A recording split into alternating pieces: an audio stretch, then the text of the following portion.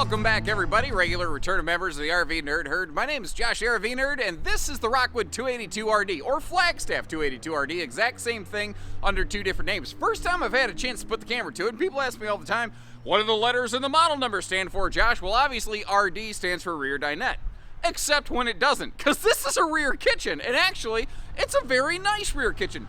This is a very popular floor plan because this is basically about the shortest way that you can build a modern fifth wheel floor plan that has a dedicated upper deck true queen bed with closet slide and a really nice bathroom. Anything else than this, you're gonna gain a little bit more length. Now, it doesn't have the best travel access, and I hope you appreciate that I'll share the good with the bad in these videos, because you're gonna lose the upper deck when the slide is closed. That's just gonna happen. If that's a deal breaker, I hope you appreciate that we pointed that out now. Click the like button on the video, leave me a note that says, thanks, nerds. I don't know.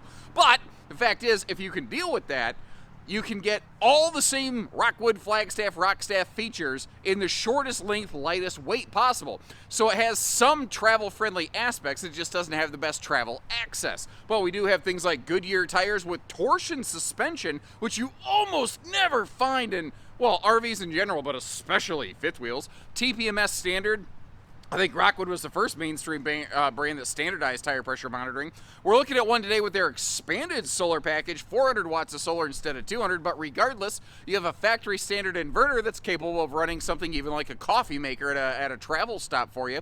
The belly's enclosed. They've been doing tank heaters longer than anyone I think I've ever seen. There's a hitch on the back for accessory type things and all kinds of good stuff. Auto leveling, and of course, my personal assessment, my personal feeling, pound for pound, dollar for dollar, I think what you get versus what you pay for, Rockstaff is one of the best brands out there, and I think they are an extremely underrated fifth wheel builder, which is why I want to get this out here today. I don't think they get the attention they necessarily deserve, but this thing isn't necessarily perfect either. It's got ups, it's got downs. We're going to talk about everything in between. Hit the subscribe button if you appreciate the candor. Let's get going.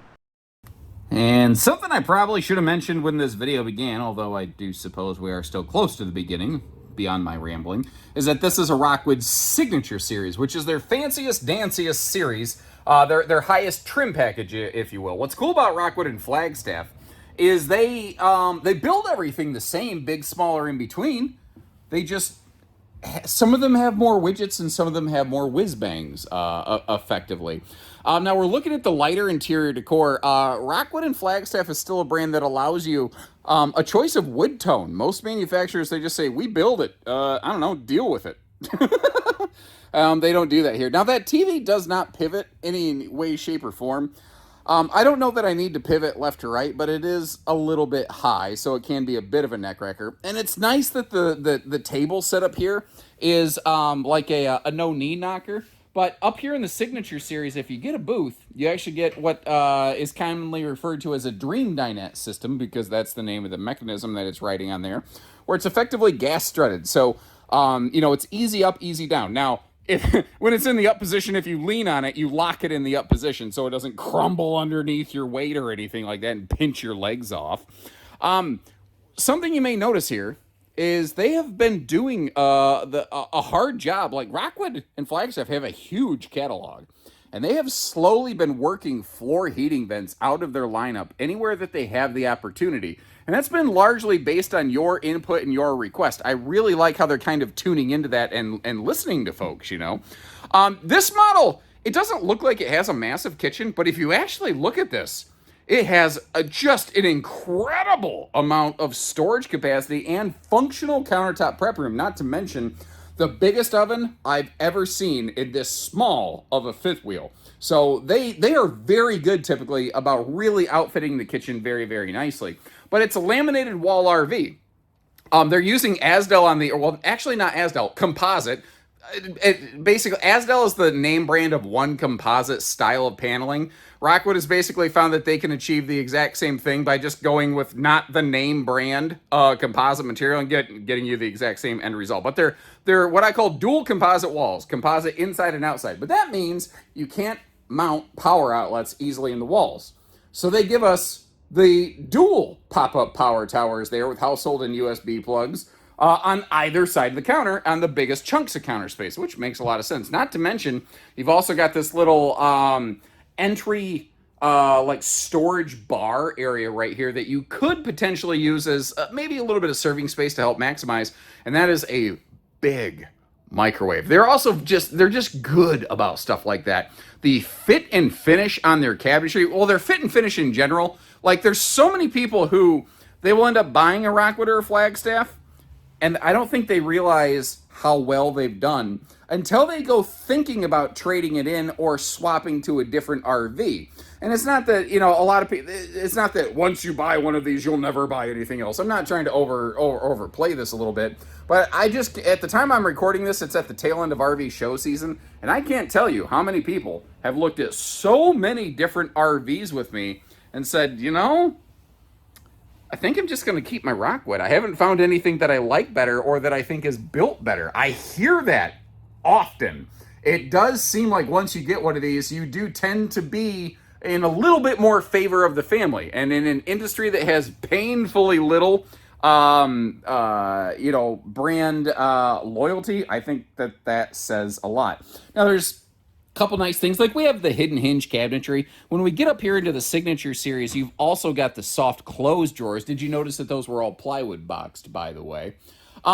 It's an interesting spot for the power outlets, but I guess it makes sense because you have countertop space there, and you are next to the dining, so sometimes having a phone charger near you really can be handy, And generally speaking, anywhere they can, they tend to be pretty good about not wasting storage. What is your opinion on cabinets that don't go all the way up to the ceiling? I think I probably know, and I don't want to shade and or jade that answer, so I'm just going to throw that question out there. Now, again, not only are we carpetless and ventless in the flooring, but also the slide. That is a marine woven floor. I do prefer when slide floors match the look and material of the main floor personally, but I'll take the marine woven stuff over carpet. Personally, I think it's easier, although carpet does feel nice and warm on your feet sometimes. Now, look at that bedroom door. Right down at the floor level, they've got like a cool little magnet holdback to keep that door wide open anytime you want. And frankly, that thing grabs well enough, I bet you could leave that open in transit and never have to worry about it. But closing that door and showcasing the fact that we have day and night blinds in this, along with tinted windows. I'm pretty sure you could put a hide bed in this if you wanted to. Theater seat is probably going to be the most common thing that you'll encounter out there.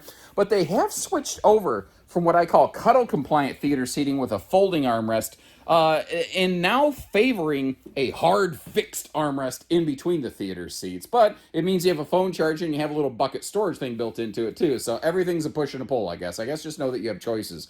The kitchen storage in this, though, again, for no bigger than this RV is, the kitchen storage and the prep space, it is awesome. It is awesome what they have done, I think, overall in this model right here. I think it's also very easily missed. That sort of, I don't know, the storage buffet? Like right when you walk in the door, between the door and the dinette, there's a big chunk of triple drawers, cabinet space that could be a shoe garage, I suppose, if you wanted to, with more solid surface countertop space right here. Like that is a very handy feature that I think a lot of people would very commonly overlook, that I think would be a mistake. They could have like put a U-dinette here, but I don't know that a U-dinette would bring more function to the RV. I think you would just end up losing storage, although you may gain a little bit larger sleeper, so that's not nothing, I suppose. Moving our way up front here, by default, this will be outfitted with a single 15,000 BTU air conditioner. These are all 50 amp service. This RV does still have optional second air. You'll see that it is not applied to this RV. It's small enough that over here in the Midwest, you could probably get away with the single air conditioner. But I know that a lot of like our Western customers, they would be like, no, absolutely not. You know what? I realize I just skipped past the bathroom. We will come back to that in just a minute. First of all, down here, we do have a 60 by 80 true queen bed, which is awful nice. There's no allowance for a wider mattress of any variety, not an Olympic queen, not a king, not anything like that. It's just a 60 by 80 true queen. And I say just as though that's not a good feature, considering in fifth wheels, there's still a lot of brands that don't give us 60 by 80 true queens. Rockstaff is doing that. Now, across the from the bed over here on this big blank wall, that's where you'd have TV hookups. They do have optional TV well, options that you could apply right from the factory level. And as long as we're up top and up close and personal here, I want to point out that our air conditioning is actually double ducted. You might notice how there's 4 ducts right here in the bedroom alone, and each one of these is vented and louvered, which means you can turn and close it individually, very similar to like the dashboard of a lot of vehicles, I guess. I tell you what, let's get this bed lifted up and out of the way and take a look at all the storage here that we have in the bedroom. Both side stands also have a little bit of storage, although I do want to mention that this is not a symmetrical bedroom necessarily. The bed is off-centered slightly toward the camp side in this north-south bed arrangement because you do have that closet slide over there. And it doesn't have a window, but it does have mirrors to help the whole thing look and feel a little bit more open and brighter. Depending on what you do with the air conditioner, what some people will do is instead of install a second air, they will install a power vent fan in the vent above the bed, but everybody does that a little bit different way. Ooh, crap. I just noticed something I do not like. By the way, in the upper deck, you do have one floor ducted heating vent because they had nowhere else to put it.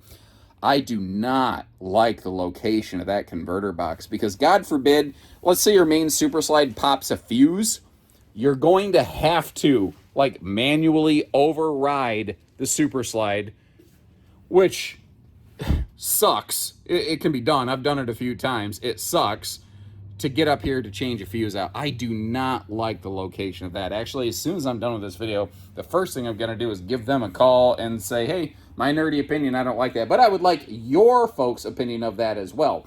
Porcelain foot flush stool, it's a little bit tight on the elbow room. I'll say that because they went with crazy, crazy deep storage here that I'm wondering if it necessarily needed to be that deep, because even reaching in armpit deep like I was giving an elephant an enema, I still could not touch the sidewall of that thing. So I think they could actually shrink that back a couple inches just to meet up with the shower, and I think that they get a lot further with that. I do like that bigger fan, though. That's just Rockstaff doing Rockstaff 101 kind of things. They always do the bigger fans and things. This does have excellent, excellent headroom in the shower, and not just due to that vault. Pardon me, the barreled ceiling. Vaulted is technically a different thing. But there is, I think, really good headroom up in there. And it's a big rectangular shower with a corner seat in case you need to sit down to bathe or shave your shins or whatever the case might be. And as long as we're looking down here, one other little thing, it does not have a dedicated place for a wastebasket in the bathroom, which would be really nice. But this one doesn't have it. So it doesn't matter if it would be nice. I'm just going to try to show you what it is and what it's not. Now, I mentioned when the video began, this RV does a lot of things really well. One of the things it doesn't do very well, though, is full access in transit. The short length is good for traveling, but the upper deck is she's about to be lost. But I've got a question for you on that. Reflection in their 22RK actually solved the travel access dilemma on this floor plan. We'll get there in just a second, because currently if you want to get to the upper deck, you're going to have to yeet your wife up there, fellas, which for those of you who don't know what that means, it just means toss. One thing I do want to mention, this is somewhat travel stop friendly, and it is travel friendly in that it's a shorter length, because, right from the entry door, you can take a travel trailer two-step, and you can actually get over here and sit down and use the dining, because it's not actually mounted in a slide-out. Because like this theater seat, I cannot recommend that you occupy that in transit. Where towables are different from motorhomes is, if you think about it, that slide floor is not properly supported unless it's all the way out. So the more you know. So here's an idea I have for you. Would you be willing to sacrifice this pantry to shorten the slide to allow you to slip around the slide to get to the upper deck in transit? Do you think that that would be a worthwhile sacrifice? Leave me a note in the comment section. Let me know. Who knows what they might come up with next year. And I'm willing to bet if you called a bunch of different RV dealerships basically at random and you asked most salespeople, could I tow this with a half ton? I bet the general answer you're going to get is, heck yeah, brother, you could tow about anything on this lot. When it comes to fifth wheels, I respectfully disagree. I don't think that this is necessarily a good fit for most half-ton pickups. It's not so much the length, it's not so much the weight in terms of towing weight versus the RV weight. It's the hitch weight of this thing will exhaust the payload ratings on most half-tons. By the time you load cargo and you occupy your vehicle and you apply a hitch to the RV, you're probably going to be in the red or approaching just uncomfortably close to your maximum. That's my personal assessment. I do think that every truck trailer hitch combination should be assessed individually like a thumbprint to always make sure that you're getting matched up with the one that fits you best. But that's my 2 cents on this. And understand, with half-ton pickups being the most common vehicle on the market today, or most popular, not maybe most common, but most popular in terms of vehicle sales, that knocks out a huge chunk of potential buyers. So, I'm not saying this for my financial benefit. I'm saying it for your safety. Hope you appreciate that. I did want to crack that baggage door open because there's a growing number of smaller fifth wheels that are very sneakily trying to hide a couple dollars and peel a couple dollars out of the RV by going with 20-pound propane tanks instead of 30s. And I don't know. Fifth wheels have just pretty much always had 30-pound propane tanks during my career. So when I start seeing 20s, it feels funny. I don't know that I necessarily love it. Maybe 20s aren't bad. They're easier to exchange on a Sunday, sure. But I guess I just want to show you what they do have. For instance, we have Goodyear tires with tire pressure monitoring, and you will not find a common leaf spring suspension under these. And I truly, personally, genuinely feel the suspension package, I managed to put a W in the word package somehow, I'm not even sure. The suspension package that Rockwood and Flagstaff use is one of the reasons, that they seem to have really good service records, and they tend to stay out of our shop because they're not getting banged down the road so flippin' hard, It just makes a difference. Of course, docking center, automatic leveling. They also have a filtration system for any of their, anything that would be potential drinking water in here. The yellow Kool-Aid that you're seeing in there, well, just don't drink the Kool-Aid, kids. Because that is antifreeze, and that is not something you should be drinking. Even if it's pink, which means non-toxic, I certainly wouldn't do that. Outside TV hookups over here, although I don't see any sort of opportunity for you to run a cable outside the RV to the television without leaving the baggage door open, so I guess plan accordingly. The RV still has the biggest awning on it they possibly could, because that's just Rockstaff doing Rockstaff things, baby. They are always trying to do as much as they can wherever they can, and sometimes they get in their own way doing it, but I respect it. They are always trying to pack stuff in here. For instance, if you've got a really short bed pickup, you may want to take advantage of the turning point hitch system they have here. By default, it's just a straight fixed pin box. But if you remove the block, basically, then it can be a pivoting pin box to get tighter turning radius. And notice how the pin box actually sticks out past the nose of the RV. That means that that's going to help you make those sharper turns because the cab of the vehicle and the cap of the RV are further away from one another. I don't know that I've ever done a good job of kind of displaying that before, so hopefully that's beneficial. It is a one-touch 4-point automatic leveling. This is too small to do a 6-point leveling system. It's also not big enough and heavy enough that it necessarily really needs one. Another good look at that awning space there as I trip my way through the parking lot. The water heater. I don't love the fact that it's over here on the campsite of the RV, but it is a gas and electric water heater. A lot of people are still looking for those instead of the tankless on-demand ones. And you see that black horizontal bar right next to it? That is the mounting bracket for the outside griddle and little work table that is actually also included. When I say work table, I mean more like a shelf where you could set a platter, if that makes sense. Now, they're using a gas-strutted stable step system, just like a big fancy high-dollar luxury fifth wheel. And they'll do that, a Rockstaff will do that anytime you have a triple step or larger. So with this being a quad step, it has that strut to make lifting and lowering it a little bit easier. Of course, again, we do have the privacy shade in that entry door from the inside. People ask me, how am I supposed to operate that? Well, it's kind of annoying, but usually once people get it set how they want it, they tend to leave it there. We're right next to the road, so I might get some loud exhaust missing a catalytic converter background noise over here. But to operate those shades, you have to step outside. You have to leave the main door open and close the screen door. Then you adjust the shade how you want by walking halfway up the steps. then you close everything back up. And it's annoying, but typically, my experience has been once people get it where they want it, they just tend to leave it there. Now, I have to call this an accessory hitch. Even though it has the exact same weight ratings as a towing hitch, I have to call it an accessory hitch because it doesn't have a wiring harness and it doesn't have safety chain hooks. So that is really, most of the time when you see a 300-pound rated accessory hitch, it's the same as a 3,000-pound rated towing hitch. It just doesn't have the extra wiring. So I guess use your own judgment, figure that out how you want from there. And you may have noticed when we were up in front of the tires, this is a two-headed sewer monster. You've got the kitchen black and gray back here, and then you have a bathroom gray tank separate from this up front. That's why the gray water capacity is so much larger on this model. Additionally, up top on the roof, this is an all-aluminum structure. It actually has a laminated roof, which is very uncommon. They're not the only ones that do it. It's just certainly less common, especially in fifth wheels. It is a very walkable roof. It feels very solid underfoot. I've put on more weight than I'm proud to admit. I can still walk all over that thing, no problem. You'll find things up there like normally you have the 200-watt solar package. Nailed it, first try. You may have noticed in that earlier flyby footage where there were dual solar panels. That's because you can add a second one either after the fact or straight from the factory. You'll also find things like the big vent covers for your high velocity exhaust fans in the bathroom or wherever you might find one on a Rockstaff.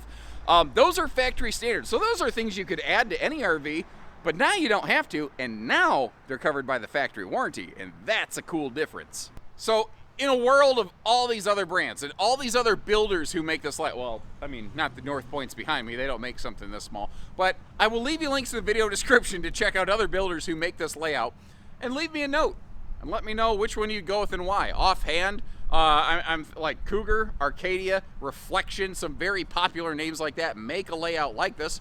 What do you think of this one? And I'll also leave you some links to some other things. Maybe they have a little bit more travel access or something in between. I'm not even sure. I'll figure it out. But in the meantime, thanks for tuning in. Take care, stay safe, have fun, and happy camping, everyone.